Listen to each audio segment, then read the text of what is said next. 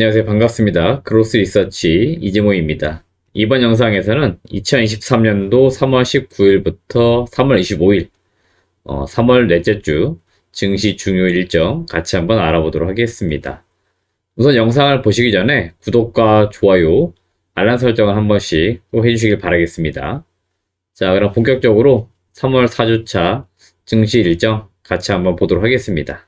네, 첫 번째 체크 일정은 3월 20일입니다. 대중교통 마스크 의무 해제. 이건 이미 보도기사로 알려졌죠. 그래서 지하철, 버스 이제 이런 대중교통에서 마스크를 의무적으로 착용할 필요는 없어집니다. 점점 이제 우리가 코로나로부터 벗어나고 있다 이렇게 생각하시면 될 것 같고요. 당연히 이에 따라서 화장품 관련된 기업들 수혜를 볼 수 있다라고 보고 있습니다.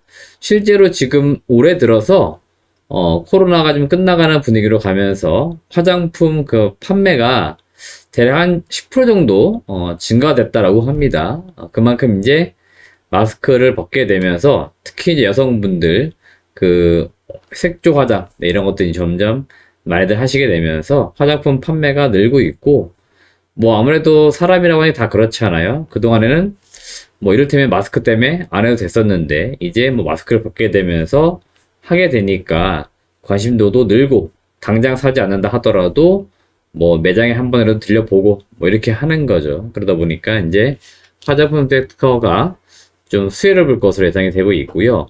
클리오 같은 기업들 주가를 보니까 올해 들어서 꾸준히 올라가고 있습니다. 실적 기대감들 같이 나오고 있다라고 보시면 되겠죠. 클리오가 대표적으로 중소기업단에 있는 업체들 중에서는 나름대로 수익성 방어도 잘했고, 어려운 시기에 수익성 방어 잘해왔고, 이제 시기가 좋아지고 있기 때문에 좀 기대치가 올라오고 있는 그런 단계인 것으로 보입니다. 그래서 클리오 같은 기업들 한 번씩 눈여겨보시길 바라겠습니다. 네, 다음 중요 일정은 역시 같은 날입니다. 3월 20일인데요. 바이오 유럽 스프링이 개최가 됩니다. 세계 제약 바이오 기업 및 관련 투자자들이 참석해서 논의가 이루어지는 그런 행사인데요. 통상 이런 자리들이 어떻게 보면 네트워크가 만들어지는 그런 자리들입니다. 신약을 개발하는 업체들, 그리고 제약사들 간의 파트너십 이런 것들을 위해서 뭔가 모이는 자리가 필요한데, 그런 행사들이 연초 그다음에 시즌별로 늘 있죠. 그래서 아마도 이제 바이오 관련돼서는 올해 학회가 좀 활발하게 이루어질 것 같아요. 작년까지는 사실 학회가 열린다 하더라도 온라인 또는 원래 했던 것들 약간 업데이트 정도 하는 내용이었는데요. 이제는 좀 새로운 내용들이 나올 것 같고, 오프라인에서 좀 더 활발하게 이야기들이 되다 보면은 파트너십, 더 나아가서는 라이센스 아웃 같은 좋은 뉴스가 나올 수도 있습니다. 그래서 그런 것들 한 번씩 우리가 눈여겨봐야 된다, 그런 말씀 드리는 거고, 지금 언론 보도상 보니까 한미약품, 신테카바이오, 매드팩토, 티움바이오, 샤페론 이런 기업들이 바이오 유럽에 참여합니다라고 지금 보도기사가 나오고 있어요. 그러니까 그런 내용들을 한 번씩 읽어보시면 좋겠습니다. 네, 다음 3월 21일 애플페이가 국내에서 서비스가 이제 개시가 됩니다. 연초부터 애플페이 이슈가 끊임없이 나오긴 했는데요.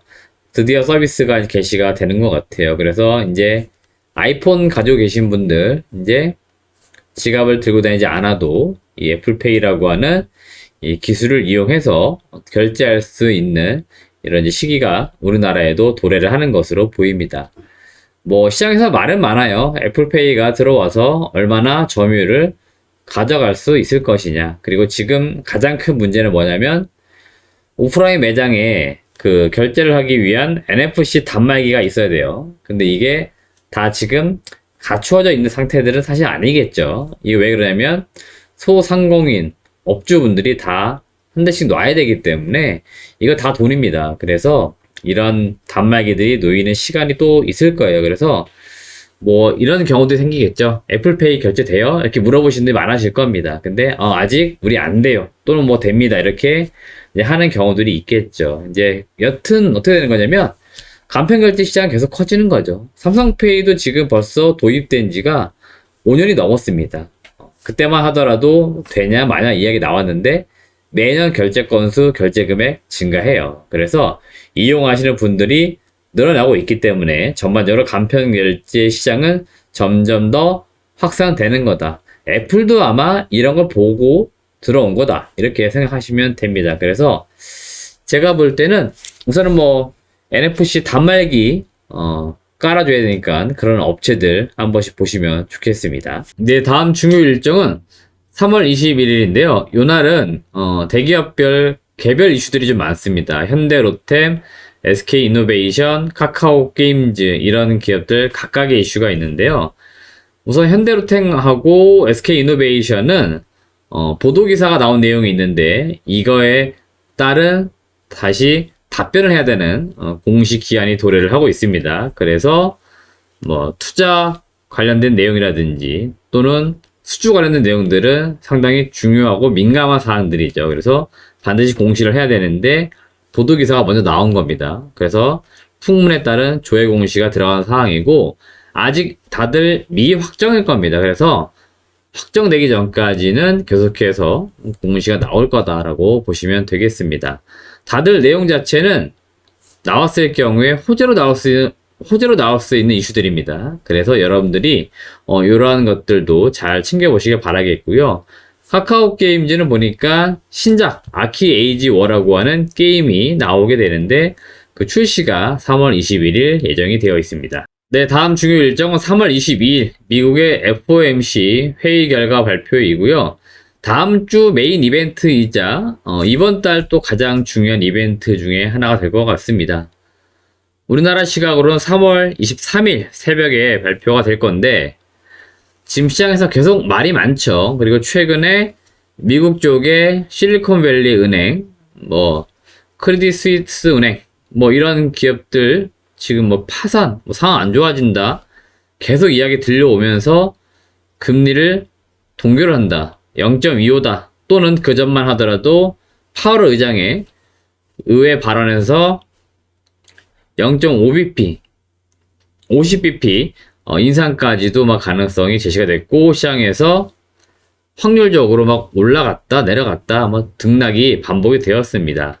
개인적인 생각으로는 0.25% 올릴 것 같아요. 그래서 지금 물가 안 잡을 수 없어요. 그래서 금리를 계속해서 올리는 방향성 이거는 유지가 될 것으로 보이고 다만 이제 속도 조절론 지난 12월 그리고 1월 이제 3월 들어서 금리가 이제 올라가는 그 폭이 점점 줄어들고 있는 거죠. 그래서 여러분들에게 드리고 싶은 이야기는 뭐냐면 금리가 계속 올라가긴 한다. 그리고 고강도 금리가 계속 유지가 된다 하더라도 이 금리가 이제 주식시장에 또는 금융시장에 미치는 영향은 투자 심리적으로는 좀 제한은 될 겁니다. 그러니까 민감도가 서서히 떨어질 거란 얘기고요. 정말 우리가 기대하는 것처럼 하반기에는 금리가 좀 내려간다? 그러면 상당히 큰 호재로 아마 받아들일 겁니다. 물가가 잡히고 있다는 얘기죠. 금리를 내린다는 것들은. 그래서 어느 정도 지금의 어떤 인플레이션 문제들, 비정상적인 이 금융시장, 물가 이런 것들이 약간씩 정상화되는 분위기로 간다 이렇게 보는 거니까 좋게 받아들일 겁니다. 하지만 이번 회의 때는 0.25 정도를 올리면서 좀 마무리 짓지 않을까 개인적으로 보고 있고요. 이번에 여러분들이 확인해야 될 게 뭐냐면 그 점도표라고 하는 걸 꼭 확인을 좀 하십시오. 그래서 연준 의장을 비롯한 그 주요 인사들의 생각의 평균치죠. 결국 점도표는 점을 찍은 겁니다. 예. 그래서 과연 터미널 레이시 얼마가 될지 이런 것들도 한 번씩 좀 체크를 해 보시길 바라겠습니다. 네, 이상으로 3월 4주차 증시 일정 간단하게 알아보았습니다. 다음 주 되면은 또 중간중간 들어오는 이슈들이 많이 있을 겁니다. 그런 것들까지도 잘 체크하시고요. 요 일정들은 늘 다음 주 흐름을 어느 정도 그냥 이해하는 정도에서만 투자에 활용을 하시길 바라겠습니다. 시청해주신 여러분 고맙습니다.